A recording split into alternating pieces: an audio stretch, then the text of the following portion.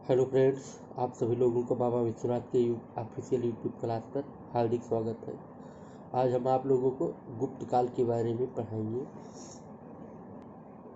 गुप्त काल, जिसका आगमन मौर्य काल के मौर्य वंश के पश्चात प्रारंभ होता है, और हमने इससे पहले आप लोगों को गुप्त काल के प्रमुख सम्राटों के बारे में पढ़ा दिया है, बता दिया है। आज हम आप लोगों को गुप्त काल की प्रमुख घटनाओं के बारे में बताएंगे और गुप्त साम्राज्य के पतन के कारण के बारे में बताएंगे, तथा गुप्त साम्राज्य के अंतर्गत प्रशासनिक व्यवस्थाएं किस तरह से निर्मित की गई थी, इसके बारे में बताएंगे। तो डीएलएड द्वितीय सेमेस्टर के बच्चों के लिए बहुत ही इम्पोर्टेंट है। आइए देखते हैं कि गुप्त काल की प्रमुख घटनाएं क्या क्या थी। गुप्त काल की जो सबसे प्रमुख घटना थी वह थी हूणों का आक्रमण। आइए हम विस्तार से हूणों के आक्रमण पर एक नजर डालते हैं। हूणों का आक्रमण। गुप्त काल में जो हूणों का आक्रमण हुआ था उसके बारे में आइए हम एक नजर डालते हैं। गुप्त काल के हूणों का आक्रमण, तो इसमें सर्वप्रथम जब आक्रमण हुआ था तो चंद्रगुप्त द्वितीय का उत्तराधिकारी कुमारगुप्त, जिसका शासनकाल 414 ईस्वी से 455 ईस्वी था, और हूणों का आक्रमण उसके पुत्र स्कंदगुप्त के शासनकाल में 455 से 467 ईस्वी की महत्वपूर्ण घटनाएं थी। अर्थात दो बार हूणों का आक्रमण हुआ। हूण तुर्क मंगोल जाति के लोग थे, वह जंगली थे। ये लोग उत्तर पश्चिमी चीन से आए और नए क्षेत्रों की खोज में पश्चिम की ओर बढ़ने लगे। इन्होंने गुप्त साम्राज्य पर आक्रमण शुरू कर दिया। स्कंदगुप्त ने हूणों को बुरी तरह पराजित किया। इसके बाद कुछ वर्षों तक हूण गुप्त साम्राज्य पर आक्रमण करने का साहस नहीं कर सके। स्कंदगुप्त की मृत्यु के बाद हूणों ने फिर गुप्त साम्राज्य पर आक्रमण शुरू कर दिया। अब गुप्त वंश के उत्तराधिकारियों में कोई ऐसा न था जो हूणों का सामना कर सके। तोरमाड़ के नेतृत्व में हूणों ने पूर्व के मालवा और मध्य भारत का कुछ भाग अपना अधिकार कर लिया। तोरमाड़ के बेटे मिहिरकुल के नेतृत्व में भी हूणों के आक्रमण होते रहे। हुन सांग के विवरण और 12वीं शताब्दी की कश्मीर की साहित्यिक रचना कलहन की राज तारंगणी से पता चलता है कि मिहिरकुल एक अत्याचारी राजा था। हूणों की सत्ता अधिक समय तक नहीं बनी रही। मालवा के राजा यशोवर्मन ने मिहिरकुल को पराजित किया। हूणों का राज्य कश्मीर, गंधार और सिंधु नदी के समीप क्षेत्र तक ही सीमित हो गया। कालांतर में हूणों का प्रभुत्व समाप्त हो गया और वे स्थानीय जनता में घुल मिल गए, और इस तरह से हूणों का शासन समाप्त हो गया। हूण तुर्क मंगोल के लोग थे। उन्होंने गुप्त साम्राज्य पर आक्रमण किया, परंतु स्कंदगुप्त ने उन्हें पराजित किया। तोरमाड़ और मिहिरकुल के नेतृत्व में हूण शक्ति अपनी सर्वोच्च सीमा पर पहुंची। समय के साथ हूण लोग स्थानीय जनता में मिल गए थे। जो गुप्त साम्राज्य के पतन का प्रमुख कारण था, आइए उसके बारे में देख लेते हैं। पहला पतन का प्रमुख कारण जो था वह थे अयोग्य उत्तराधिकारी। स्कंदगुप्त के उपरांत गुप्त साम्राज्य में कोई प्रतापी शासक नहीं हुआ जो साम्राज्य को सुसंगठित रख सके। चंद्रगुप्त और समुद्रगुप्त द्वारा स्थापित स्कंदगुप्त द्वारा रक्षित विशाल गुप्त साम्राज्य को राजनीतिक एकता के सूत्र में आबद्ध रखने में प्रवर्ती गुप्त शासक असमर्थ रहे।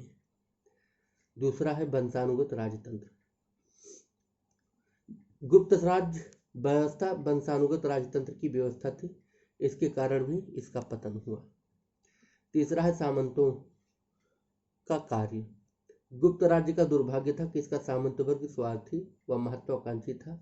इस वर्ग ने संकट काल में राज्य को बचाने का प्रयास करने के बजाय उसकी कठिनाइयों का लाभ लेना शुरू किया और स्वयं शासक बनने का प्रयास किया। इस कारण से भी गुप्त साम्राज्य छिन्न भिन्न हो गया। विदेशी आक्रमण। वाह्य आक्रमणों के कारण गुप्त साम्राज्य खोखला हो गया था। बार बार वाह्य आक्रमण हो रहे थे। शक और हूणों के आक्रमण से साम्राज्य की रक्षा करने में केवल स्कंदगुप्त ही सफल हो सका था। स्कंदगुप्त की मृत्यु के पश्चात हूणों का पुनः आक्रमण प्रारंभ हो गया। फलस्वरूप गुप्त साम्राज्य नष्ट हो गया।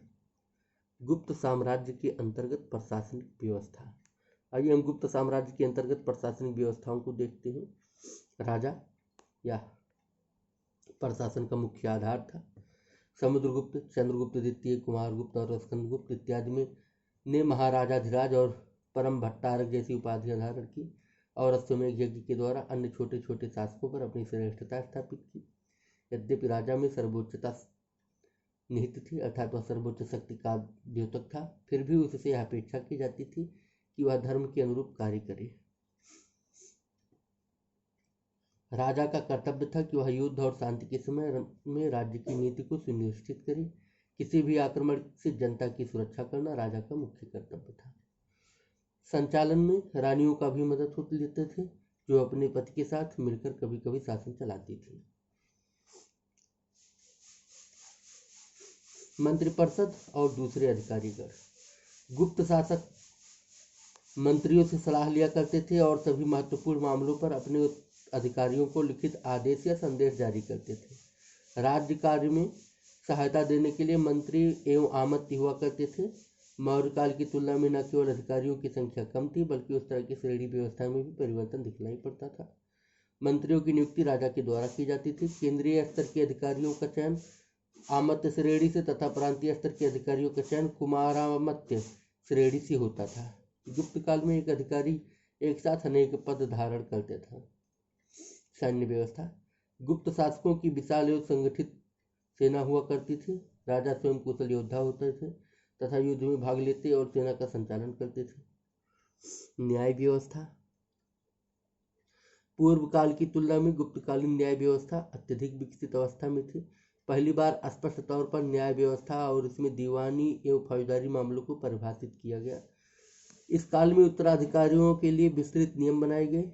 दंड का स्वरूप मौर्यों की भांति थी। हालांकि फाहियान ने अपेक्षाकृत नरम दंडात्मक व्यवस्था की ओर संकेत किया है। न्याय का सर्वोच्च अधिकार राजा के पास था। शिल्पी एवं व्यापारियों पर उनके अपने श्रेणियों के नियम लागू होते थे, जबकि मौर्य काल में राजकीय नियम लागू थे। गुप्त प्रशासन में गुप्तचर प्रणाली के महत्व की भी सीमित जानकारी मिलती है। राजस्व प्रशासन। भू राजस्व राज्य की आमदनी का मुख्य साधन था। इस काल में भूमि संबंधी करों की संख्या में वृद्धि दिखाई पड़ती है तथा वाणिज्यिक करों की संख्या में गिरावट आई। भाग्य कर के अलावा भोग, खान, उद्रंग आदि कर थे, जो व्यापारियों, शिल्पियों आदि से लिया जाता था।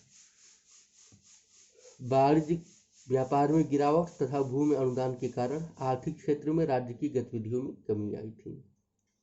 भूमि कर से जुड़े अधिकारी इस प्रकार हो सकते थे। पुस्तपाल, जो लेखा जोखा रखने वाला अधिकारी होता था। ध्रुवाधिकरण, जो भूमि कर संग्रह अधिकारी होता था। महाअक्षपटलिक एवं करणिक, यह आय व्यय लेखा जोखा अधिकारी होता था। सौल्किक या सीमा शुल्क एवं भूकर अधिकारी होता था। न्यायाधिकरण, भूमि संबंधी विवादों के निपटारा करने वाला अधिकारी होता था। प्रांत, जिला और स्थानीय प्रशासन। संपूर्ण समाजों को, साम्राज्य को राष्ट्रों एवं भुक्तियों में विभाजित किया गया था। गुप्तकालीन अभिलेखों में कुछ भुक्तियों के नाम भी मिलते हैं, जैसे बंगाल में पुण्यवर्धन भुक्ति है, जिसके अंतर्गत उत्तरी बंगाल का क्षेत्र आता था। भुक्तियों पर राजा द्वारा नियुक्त किए गए उपारिकों द्वारा सीधे सीधे शासन किया जाता था। प्रांत या भुक्ति को पुनः जिलों या विषयों में विभाजित किया जाता था, जो आयुक्त नामक अधिकारी के अधीन होता था, और कहीं कहीं पर उसे विषयपति भी कहा जाता था। उसको प्रांतीय गवर्नर के द्वारा नियुक्त किया जाता था। शासन की सबसे छोटी इकाई ग्राम थी, जिसका प्रशासन ग्राम सभा द्वारा चलाया जाता था। ग्राम सभा ग्राम सुरक्षा की व्यवस्था करती थी, निर्माण कार्य करती तथा राजस्व एकत्रित कर राजकोष में जमा करती थी। इस प्रकार गुप्तकालीन शासन व्यवस्था में केंद्रीकरण के तत्व कमजोर थे। सेना की निश्चित संख्या की जानकारी न होना, श्रेणियों के अपने नियम, आय के स्रोत में कमी तथा भूमि पर निर्भरता की वृद्धि जैसे तत्वों ने केंद्रीय सत्ता को कमजोर किया होगा। इसके अलावा कुछ अन्य कारकों ने भी योगदान दिया होगा, जैसे भूमिदान गुप्त काल में उभरा। यह एक महत्वपूर्ण सामंती लक्षण था, क्योंकि इस समय अधिकारियों को नगद वेतन के साथ साथ भूदान दिए जाने के प्रमाण मिले हैं। भूदान दिए गए श्रेणी में क्षेत्रों में न केवल कर वसूली बल्कि शासन का अधिकार भी दे दिया जाता था। इससे न केवल राजा के आय में कमी हुई, अपितु इसका दुष्प्रभाव केंद्रीय कोष पर भी पड़ा। हम अगली क्लास में आप लोगों को गुप्तकालीन अर्थव्यवस्था और समाज के बारे में पढ़ाएंगे। तब तक के लिए धन्यवाद।